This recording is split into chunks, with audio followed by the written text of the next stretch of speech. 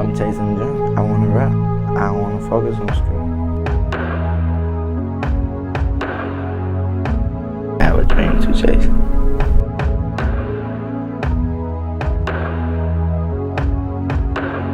Don't you grow up in a hurry.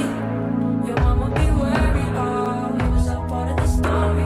I've always wondered about the morality of telling lies to the youth. On one hand, you can see it as protecting or keeping the innocence of that child. But on the other hand, you can see it for what it really is. Misleading, misguiding, and hiding the truth from our kids. There is no better time to ask this question than the Christmas season. Is it okay to lie to children?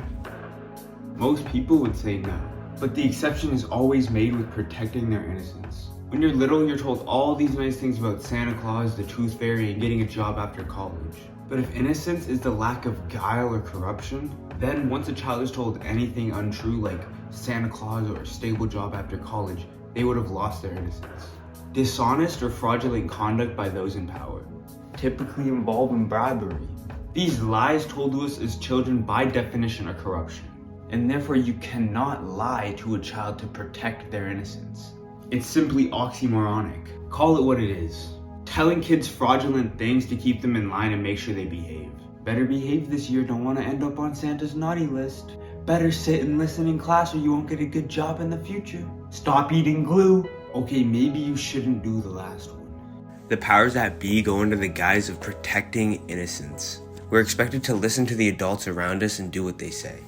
We're told all these fairy tales, but as we grow older, we're just expected to stop believing and grow up. Your parents, teachers, and other adults want you to stop believing in the fairy tales and start believing in what they tell you. So you stop. And it's sad because so many of us started out believing in any and everything, but somewhere along the line it all got lost. Now, people can't even believe in themselves, only a political ideology or a 9-to-5 supervisor. Kids are told that they're special and that everyone matters. That's lying to children. You don't really matter. As fucked up as that sounds, the likelihood you haven't done anything within your community to actually matter is pretty high. I fall into this too, so I'm not getting on no moral high ground. It's just to really matter in this world, you have to provide some type of value. But how can you provide any value if you don't even believe in yourself? The people that are remembered make changes to their communities, not have 40K Reddit karma. If you want to matter, you first have to accept that you don't, and then believe that you have the potential to matter. You're told as a child to believe in yourself, but the ones who do are punished.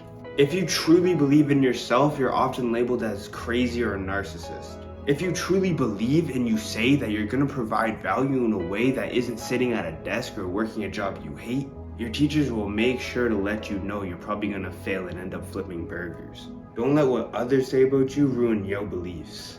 If you believe that you're going to provide value and you're working towards doing so, then what everyone else got to say is meaningless. So is it okay to lie to children? I don't think so. Too many of the youth is growing up too fast due to things like the internet and social media. And the ways in which we do grow up isn't in maturity, intelligence, or emotionally. It's in the negative things that come along with growing up. Giving up on your dreams, being bitter about dating, and nicotine addictions. I truly think a person not believing in their dream is the saddest thing someone could do to themselves. Giving up on living for yourself is a scary and depressing thought. So don't grow up in a hurry. Keep your childlike innocence when it comes to chasing your dreams. Don't let your mind be corrupted by the biases of the adults around you. If every grown-up around you is working a job they hate and a marriage they regret, why would you take their blueprint?